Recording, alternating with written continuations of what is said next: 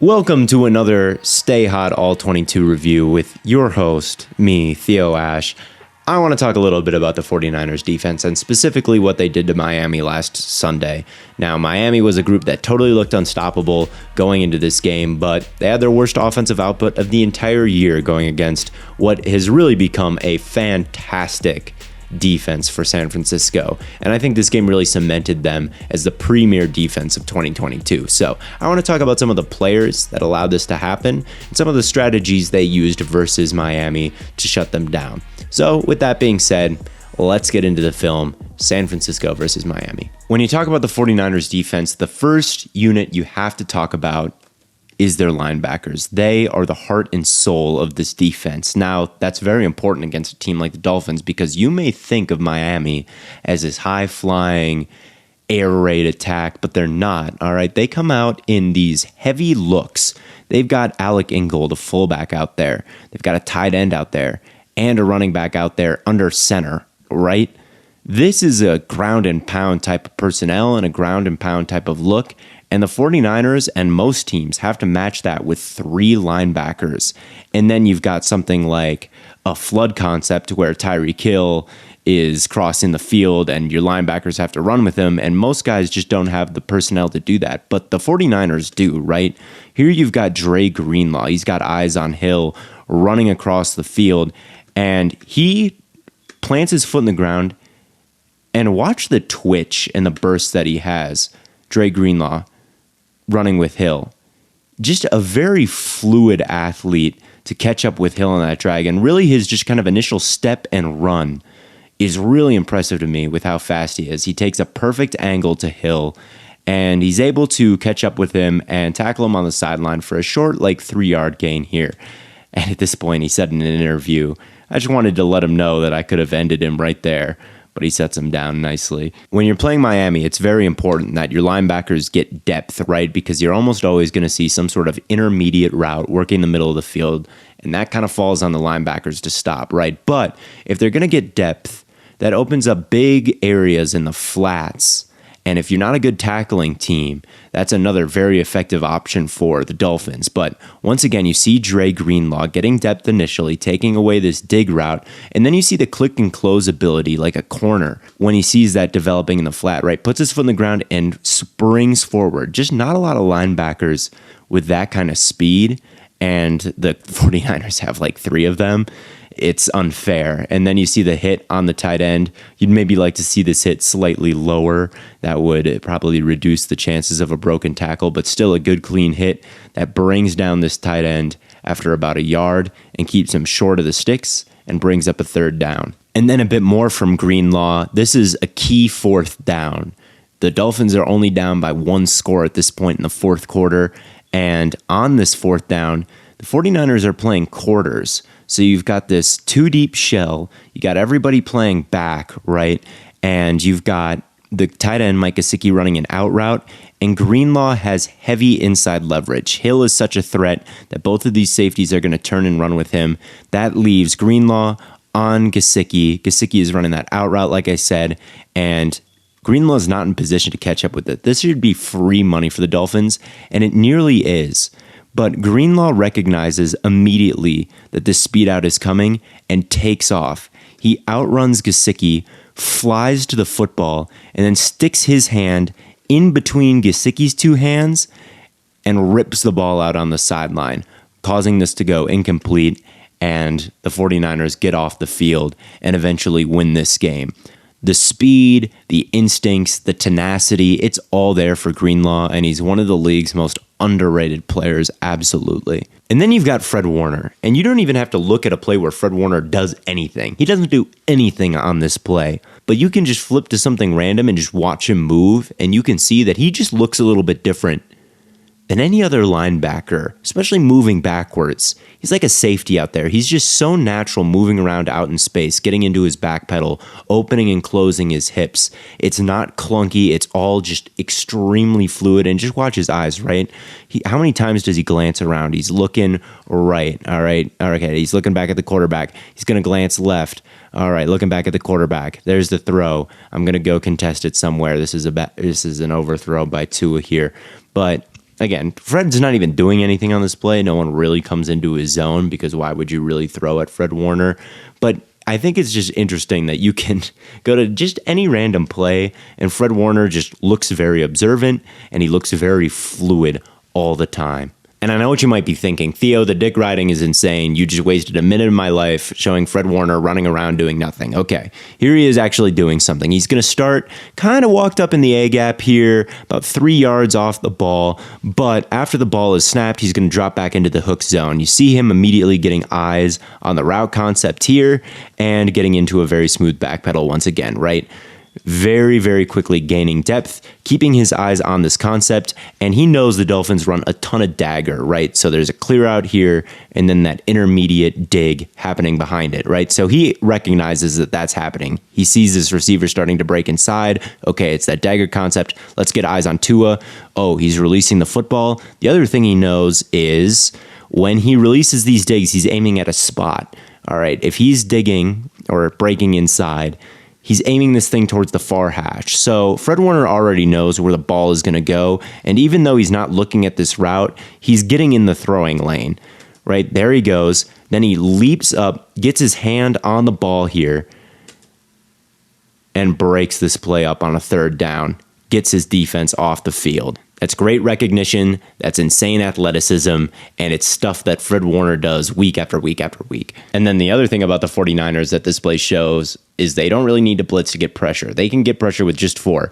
Even when you get a big old chip on Nick Bosa here, he just uses that to like get stronger. He literally just uses that chip to like speed boost his spin move and then gets inside on the stunt, has a free pat towards the quarterback.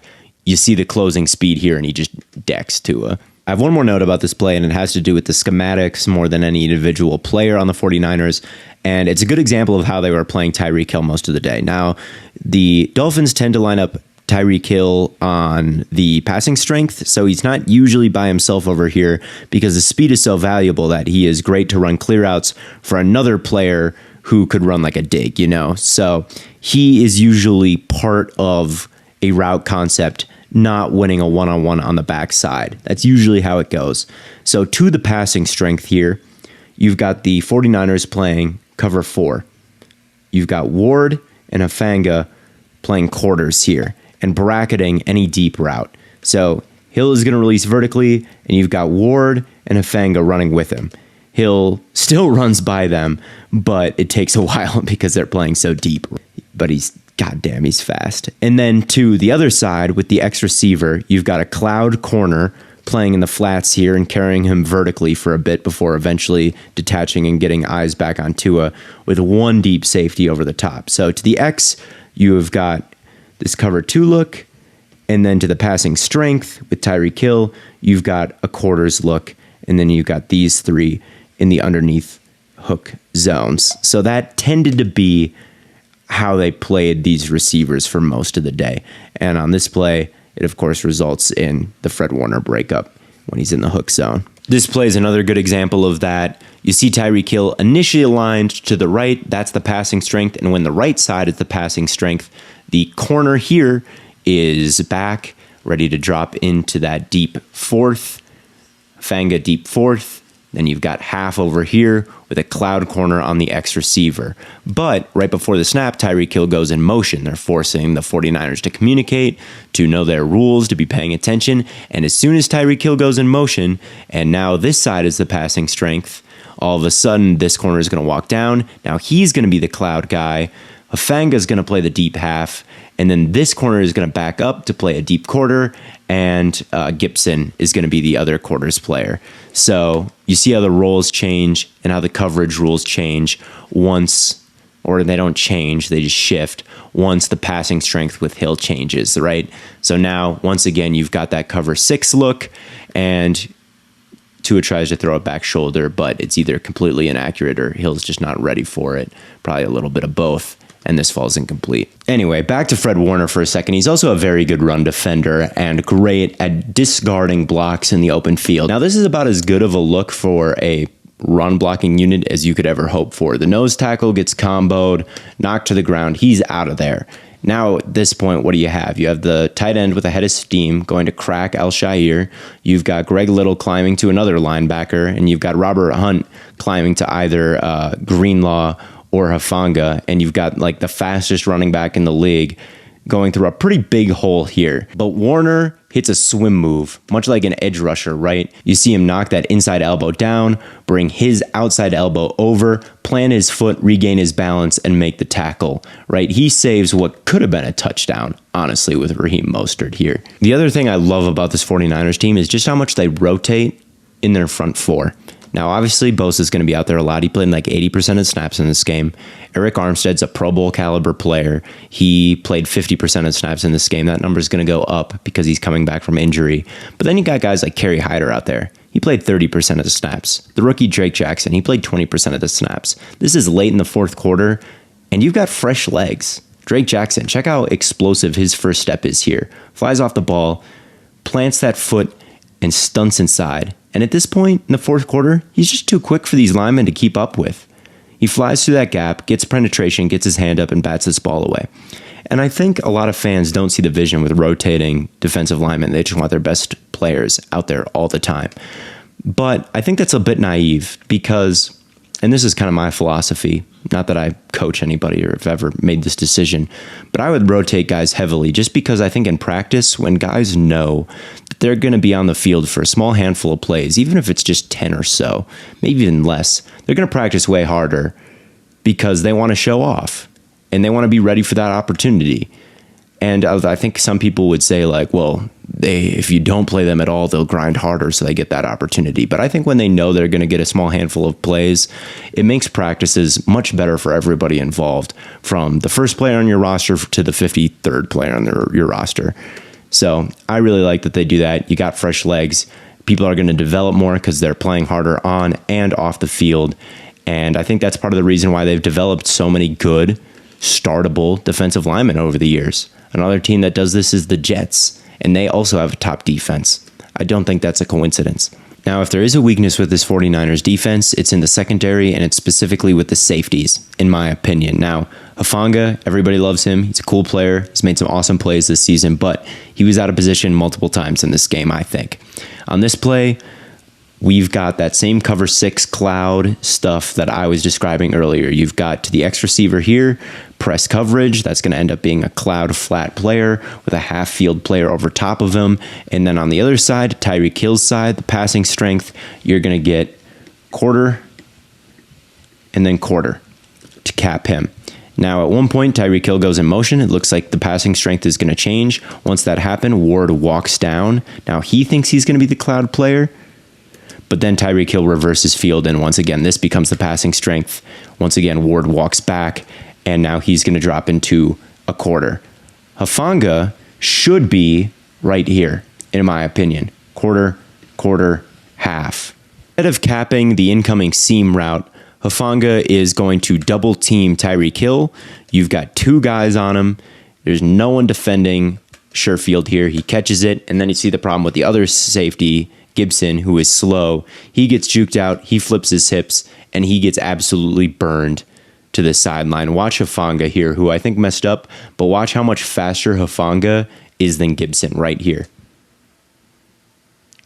Right, he completely flies by him. He has a better shot at tackling Sherfield than Gibson does, and Gibson was supposed to be the cleanup guy there. The other deep touchdown was also probably on Hufanga. Now, this was a really good play call. It's Mills, which is a dig and a post versus cover 4. If you're listening to the podcast, I think I described this as cover 6 after the game. I think that was wrong. I think that this is cover 4 here with these 4 deep players. But at any rate, it's a very good play call. There's like a comeback route that pins both of these safeties and prevents them from driving down into this zone to take away the dig. And so now Hufanga feels like that's his responsibility. He drives down. He doesn't trust Fred Warner to flip his hips and run with this dig, which is somewhat valid. That's a tough ask even for a linebacker as talented as Warner. But if you're going to be playing a deep quarter, you got to keep everything in front of you. And when he nails down on this dig, that means there's a huge opening for Tyreek Hill behind him because the other player, Ward, is playing with heavy outside leverage, and there's no way he's ever going to keep up with Tyreek Hill. So it's a pretty easy pass for Tua here. So, I mean, I get why Hufanga did this, but I think that you got to chart that as a mistake by him. There was another play in this game where initially, to my eyes, everything looked like quarters, right? Based on the movement of these corners, they dropped back pretty much immediately. They bailed out based on the movement of the safeties, kind of taking steps straight backwards. This looks like quarters to me. But for whatever reason, Hufanga starts to fly downhill at the player in the flat, and all of a sudden there's a guy running free down the field here that couldn't quite reel in this pass from Tua. But again, this defense, all you need to do is put a roof on this thing.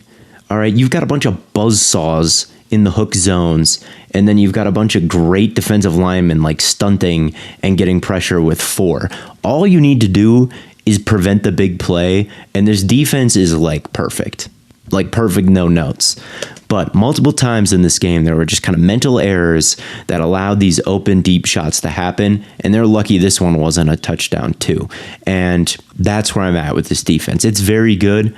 I just want maybe the last line of defense to be a little bit more consistent on a week-to-week basis. But the bottom line is this. Shanahan has a defense that can destroy his own creation. He owns McVay. He's beat LaFleur in the playoffs, and now he's crushed McDaniels, right?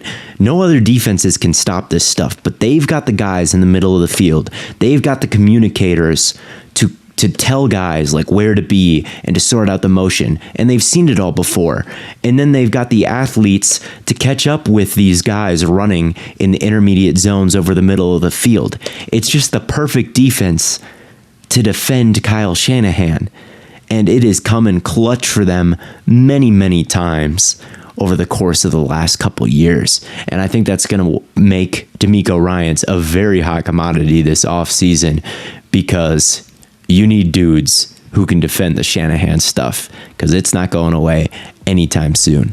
So that just about does it for this episode. It's like 2 o'clock in the morning here when I finish these things up, so I'm just going to leave you with a goodbye.